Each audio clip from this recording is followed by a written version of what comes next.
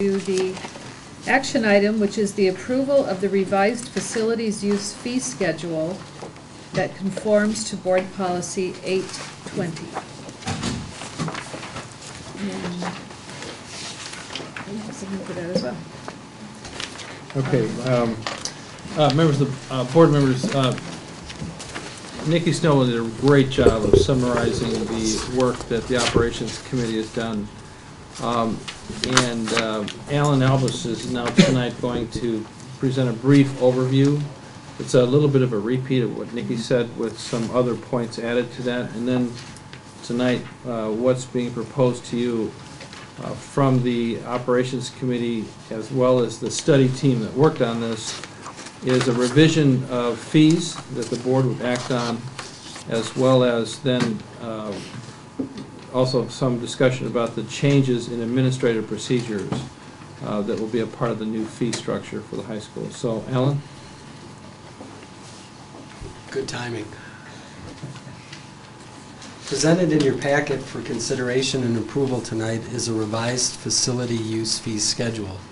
Your packet also includes, for informational purposes, a copy of policy 8.2, which is community use of school facilities, and revisions to the related administrative procedures. I'd like to take a few minutes and walk through the evolution of the modifications and recommendations before you tonight. As a result of shared services, facility scheduling in both District 115 and 67 are handled through the Buildings and Grounds Department.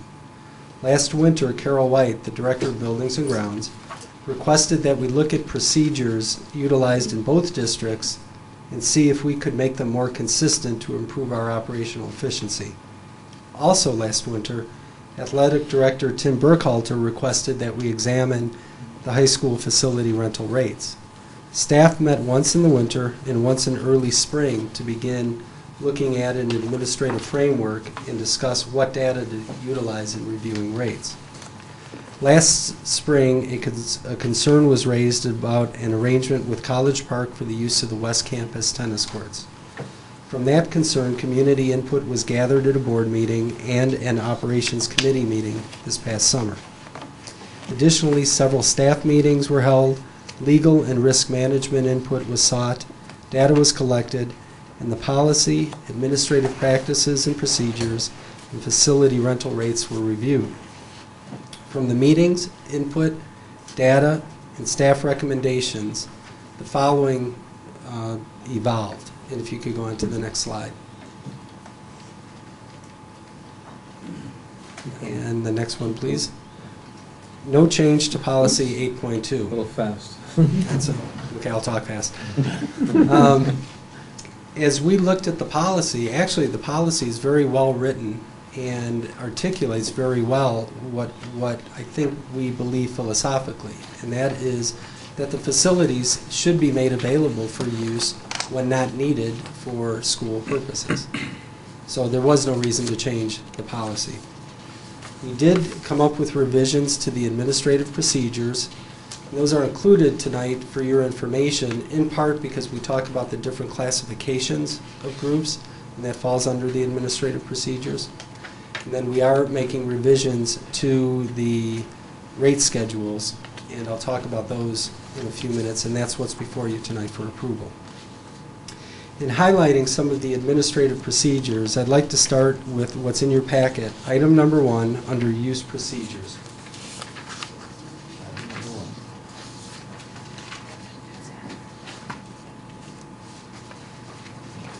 This states that users will be dealt with on a first-come, first-served basis. Facilities may be reserved for up to 3 years. Previous users that have complied with use procedures have priority in reserving comparable dates for up to 3 years. This language was added to recognize past and current practice. Users are dealt with on a first-come, first-served basis. Past users do have priority in reserving comparable future dates. The inclusion, as you'll see in your packet, of a 3-year reservation brings consistency to the amount of time that a group may reserve into the future and addresses an issue brought up in the operations committee about a group like AYSO that would need significant amount of lead time to relocate.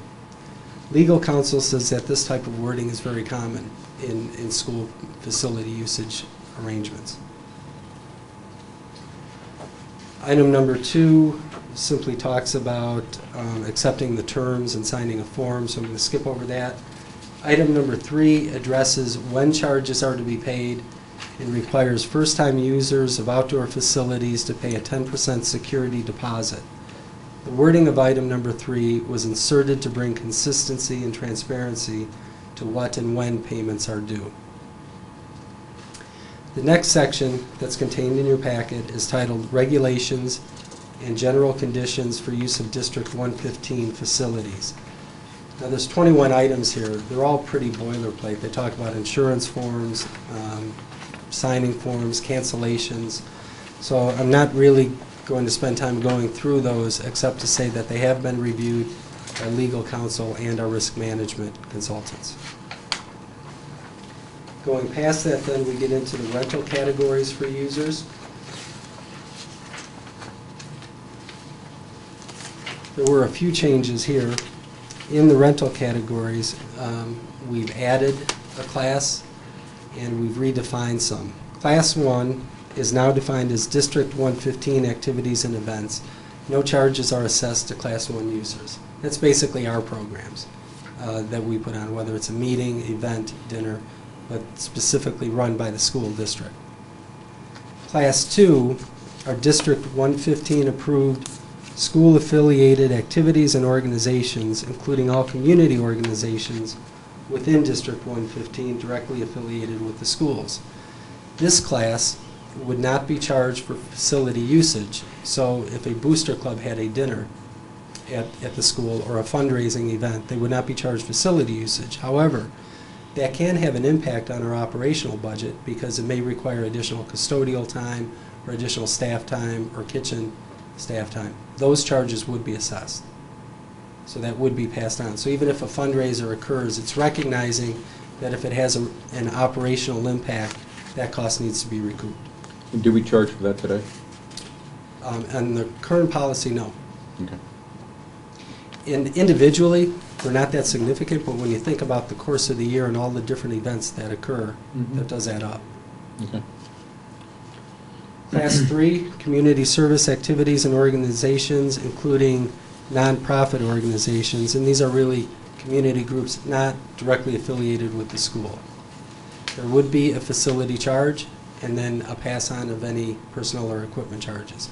As you'll see, though, when we get to the schedule of the rates, the Class 3 rates for facility usage are pretty nominal. Class 4 users would be users that charge a spectator admission for an event being held at District 115 facility. Now, I wrestled with this today trying to come up with an example, but let's say the Chamber of Commerce wanted to have a job fair, and that was a revenue source for that organization. Then the facility usage charge would be a little bit higher on that than if it were not just a meeting that was not intended to generate revenue. Excuse me, Yes. that doesn't sound like a spectator. Are you talking about if somebody buys a ticket to an event such as a ballet recital, that would be spectator events, but if somebody had a that's probably a fundraiser, better that example. wouldn't really be a spectator. That's probably a better example if a dance company rented. The auditorium is see, but charged admission. Right. We're trying to differentiate between when an event's held and there's a fee charged to the participants of that, or when an event's held for a not-for-profit. So spectator may not be the right word then. Could be. That's a good point. We'll follow up on that. Then Class 5, I believe, used to say non-resident groups, and we changed that to for-profit groups. And in that case, personnel, equipment, and rated facility charges are assessed. Jennifer Hermes